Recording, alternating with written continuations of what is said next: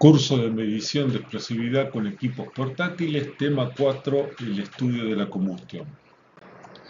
Vamos a empezar a explicar cómo entender la combustión.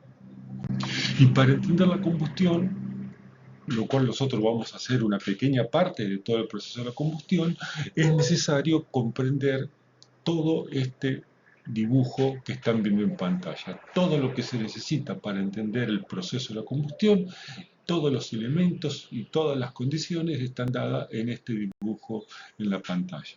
Pero para eso vamos a dividir el estudio en dos partes. Vamos a estudiar qué es la combustión y posteriormente vamos a estudiar el proceso de la combustión. Esto es como investigar un accidente. ¿Qué es lo que pasó? ¿Cómo es lo que pasó? Primero preguntamos qué es lo que hiciste y después preguntamos cómo lo hiciste y por qué lo hiciste. Nosotros en nuestro caso vamos a empezar por la segunda parte, que es el proceso de la combustión, es decir, cómo un combustible termina prendido fuego. Y dejaremos a posterior la segunda pregunta, que es la combustión. En el primer tema vamos a intentar abordar y entender cómo algo se quema y los parámetros básicos de este proceso. Entonces vamos a empezar con el proceso de la combustión.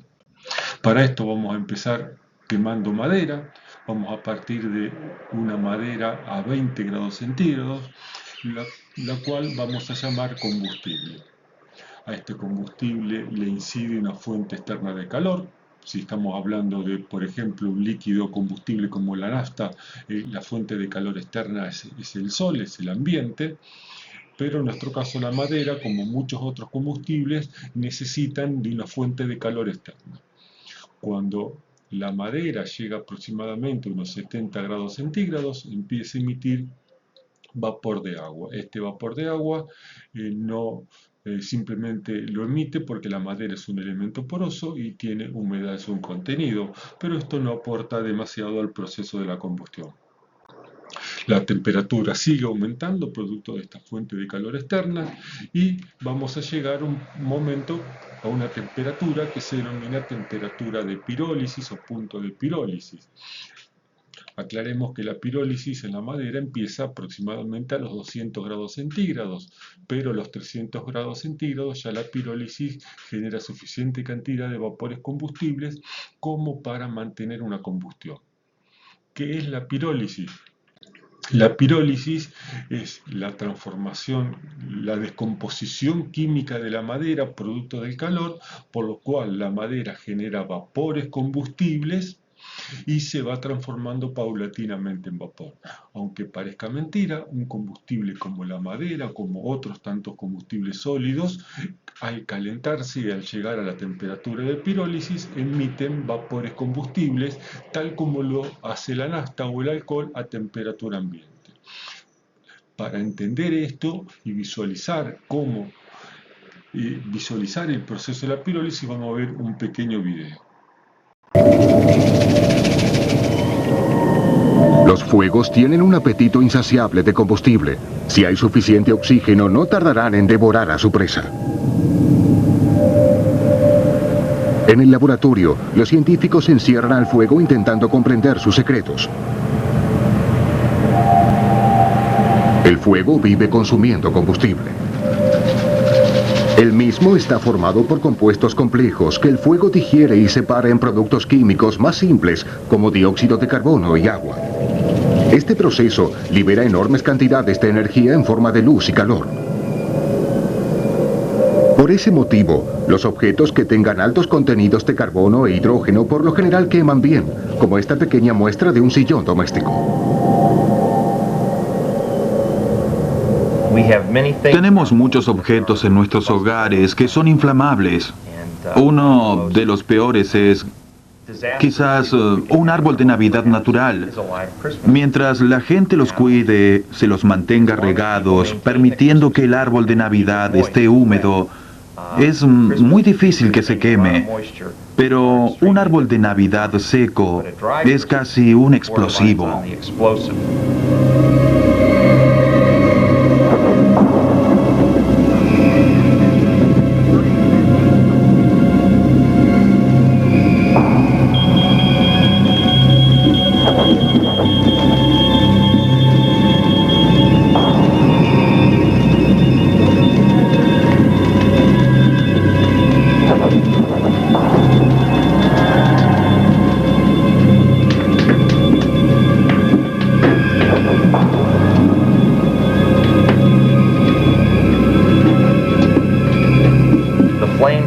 Las llamas de un árbol de Navidad de 2 metros en un lugar abierto pueden alcanzar hasta 6 metros de altura.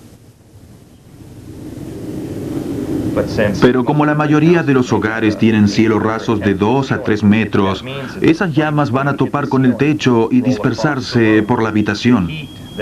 El calor que el cielo raso emite comienza a elevar la temperatura de los adornos, alfombras y todo lo que haya en la habitación, provocando un gran incendio.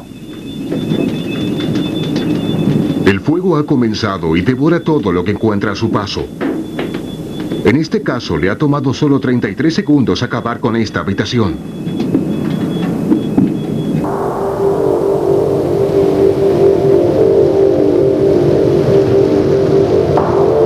El fuego se expande en forma implacable. Analizar su comportamiento se ha convertido en una ciencia compleja. Las llamas solo pueden arder cuando el combustible se ha vaporizado. Miren cómo se quema este sillón. La intensa radiación de calor destruye o piroliza los almohadones en un gas inflamable que se enciende. El calor de estas llamas hierve el material, gasificando más combustible. Con carburante adicional para quemar, las llamas aumentan y producen más calor, hasta que todo es consumido en una ignición espontánea de gases.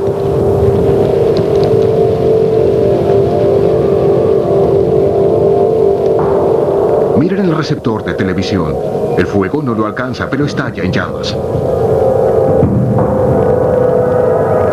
Esto es la ignición espontánea de gases. El incendio no espera a nadie.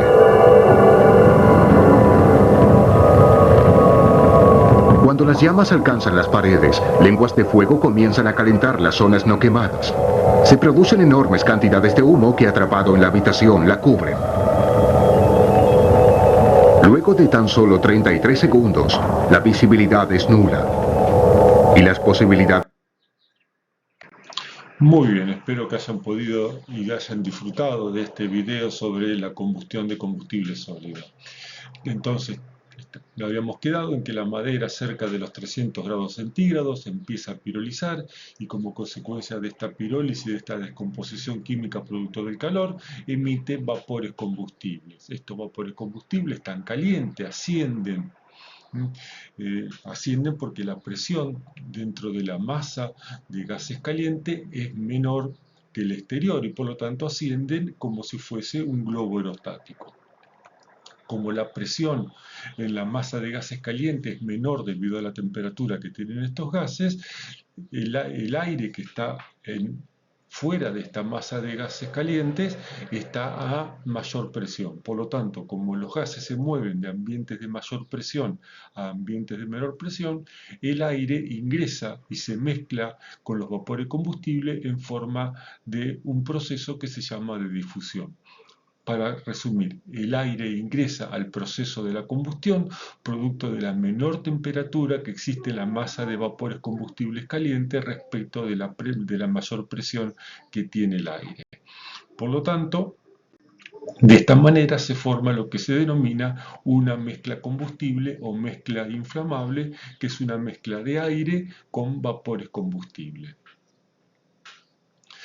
Para que esta mezcla combustible se pueda encender, tiene que alcanzar como mínimo la temperatura de ignición, tiene que aparecer una fuente de ignición y la mezcla combustible tiene que estar dentro del rango inflamable. Entonces, en estas condiciones vamos a recién poder dar inicio al proceso de la combustión. Por lo tanto, para que se produzca una combustión, yo necesito que la mezcla inflamable alcance la temperatura de ignición que aparezca una fuente de ignición y que esta mezcla combustible o inflamable se encuentre dentro del rango de inflamabilidad. Entonces, producto de esta combustión, aparece la llama, 2/3 del calor se pierde en el ambiente y 1/3 del calor retorna al proceso de la combustión para seguir calentando el combustible y que éste siga generando mayor cantidad de vapores combustible a mayor temperatura. La temperatura de ignición es la mínima temperatura a la que hay que elevar un material combustible para que encienda al acercársele una fuente de ignición. Es un punto de combustión no permanente, porque si en este nivel de temperatura retiramos la fuente de ignición, la combustión cesa, se apaga. Llamamos ignición provocada cuando la fuente de ignición es externa, sea dolosa o sea accidental. Y llamamos autoignición, autocombustión, cuando la fuente de ignición no es externa, sino es propia del combustible, como son los incendios por combustión espontánea. Ahora bien, si cuando llegamos a la temperatura de ignición, la mezcla inflamable o combustible llega a la temperatura de ignición, esta se encuentra dentro del rango inflamable, pero no aparece ninguna fuente de ignición, esta mezcla inflamable, por más caliente que esté, no se enciende. Hasta que llegamos a la denominada temperatura de autoignición, también llamada de autocombustión, también llamada de autoinflamación, que es un nivel de temperatura donde la mezcla enciende sola. Y hay que entender esta situación, porque si yo tengo un fluido que lo estoy procesando, lo estoy transportando a mayor temperatura que la temperatura de autoignición, hace falta solamente una pérdida de este producto al ambiente para que éste encienda sin necesidad de una fuente de ignición externa. Acá tenemos la definición de lo que es la temperatura de ignición. Mínima temperatura a la cual debe elevarse una mezcla de vapores inflamables y aire para que se encienda espontáneamente sin la necesidad de una fuente de ignición externa. Acá están viendo una tabla donde está la temperatura de ignición de algunos productos y su correspondiente temperatura de autoignición. Resumen del proceso de la combustión. Tenemos 3 tipos de estados de combustible: sólido, líquido y gaseoso. A los combustibles sólidos y combustibles líquidos hay que calentarlos, y al calentar el combustible sólido, este piroliza, este se descompone térmicamente, mientras que el combustible líquido simplemente vaporiza. Estos se denominan vapores combustibles, que al mezclarlos con el aire van a formar una mezcla combustible que necesita estar dentro del rango inflamable, que necesita que aparezca que la mezcla inflamable, alcance la temperatura de ignición, que aparezca una fuente de ignición. Entonces se dan las 3 condiciones mínimas básicas para que se dé comienzo al proceso de la combustión y, en nuestro caso, un incendio descontrolado. Esta combustión genera calor, 2/3 del calor se pierde en la atmósfera y 1/3 del calor retorna a calentar el combustible, a calentar los vapores de combustible y al calentar el aire, para de esta manera que el proceso de la combustión prosiga hasta que hagamos algo que invierta y retroceda esto a su estado original. ¿Qué se necesita para que se produzca una combustión? Entonces necesitamos material comburente, aire, la mayoría de los casos va a ser el aire, aunque también hay otros comburentes, como el cloro, el gas cloro. Necesitamos un material combustible, necesitamos una fuente de calor, necesitamos que esta mezcla combustible alcance la temperatura de ignición, mezcla combustible que va a ser aire y vapores combustible, necesitamos que esta mezcla combustible esté dentro del rango inflamable y necesitamos que aparezca una fuente de ignición. ¿Qué es la combustión? Hemos explicado hasta ahora el proceso de la combustión. Nos hace falta todavía, para entender a fondo los límites de inflamabilidad, qué es la combustión. Y vamos a empezar de a poco. ¿Qué es la combustión? La combustión es una reacción química. Es decir, que como toda reacción química, al menos debe reaccionar dos sustancias. Y estas sustancias se denominan, en nuestro caso, combustible y comburente, que es el aire. Pero como están reaccionando químicamente, estas dos sustancias, combustible y comburente, están intercambiando electrones. A diferencia del aire, que está compuesto en su mayoría por oxígeno y nitrógeno, que no intercambian electrones entre sí. Por lo tanto, no están reaccionando químicamente el oxígeno y el nitrógeno. En nuestro caso, el combustible y el comburente están intercambiando electrones, por eso se denomina que es una reacción química. Ahora, ¿reacción química de qué tipo? ¿O de qué clase? Están en una reacción química que se denomina de óxido-reducción. Pero reacciones de óxido-reducción hay muchas. El papel que se pone amarillo con el pasar del tiempo es una reacción química de óxido-reducción. El acero que se va oxidando es una reacción química de óxido-reducción. Entonces, ¿qué características especiales hacen de esta combustión una reacción química de óxido-reducción? Por empezar, se produce a alta temperatura. Hay una alta velocidad de oxidación, es exotérmica, es decir, emite calor, y es autoalimentada, es decir, cuando el proceso de combustión inicia y empieza a emitir calor, este calor que emite es el que utiliza posteriormente para que siga el combustible pirolizando, si es el caso de combustible sólido, o vaporizando en caso de que sea un combustible líquido. Hay otras características que diferencian estas reacciones químicas de óxido-reducción del resto de las reacciones químicas, que es que en algunos casos emite luz, puede emitir llama y emite gases producto de la combustión. La combustión es una reacción química de óxido-reducción donde intervienen dos elementos al menos. Un combustible, que es el agente reductor. El combustible es el que pierde los electrones, es el que cede electrones y por lo tanto se está oxidando.